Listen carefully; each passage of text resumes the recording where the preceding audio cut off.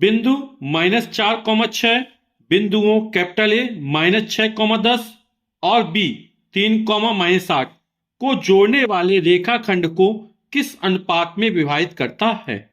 तो एक बिंदु ए हो गया -6,10, दूसरा हो गया बिंदु बी 3,-8। तो इसको जोड़ने वाला रेखाखंड ये हो गया।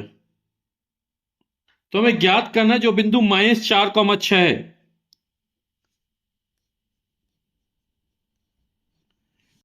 ये मान लो बिंदु सी है। तो इस किस अनुपात में विभाजित करता है? तो ये पहला अनुपात m1 मान लिया, यहां से यहां तक m2। हम मान लेते हैं m1 अनुपात m2 के अनुपात में विभाजित करता है। ठीक है, तो अंतः विभाजन वाला सूत्र लगा देंगे, है ना।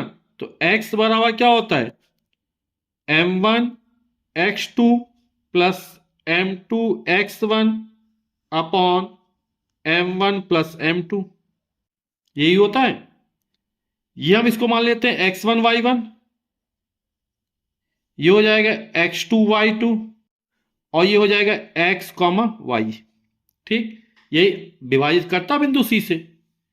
तो x का मान हो गया -4 बराबर m1 का मान हमको ज्ञात करना है, x2 का मान है 3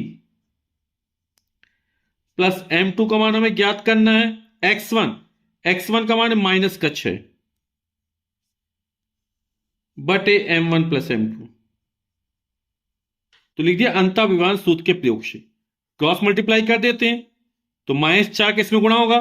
तो अगर -4 m1 फिर -4 m2 बराबर 3 में m का 1 का गुणा 3m1 प्लस -6 m2। m1 को एक तरफ कर लेते हैं, m2 को एक तरफ कर लेते हैं।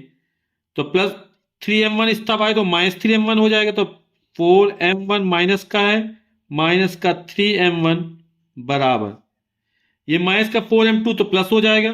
तो 4m2 माइनस का 6m2 -4m1 -3m1 तो माइनस का 7m1 बराबर, और 4 में से -6 जाएगा तो माइनस का 2m2। हमें m1 m2 में अनुपात ज्ञात करना है, माइनस से माइनस कट जाएगा तो m1 m2 बटे में आएगा बराबर 2 और ये 7 बटे में जाएगा, यानी अनुपात क्या निकल आएगा? m1 अनुपात m2 बराबर 2:7। तो पूछा किस अनुपात में विभाजित करता है, तो उत्तर हो जाएगा अतः बिंदु सी रेखाखंड AB को 2:7 के अनुपात में अंतः विभाजित करता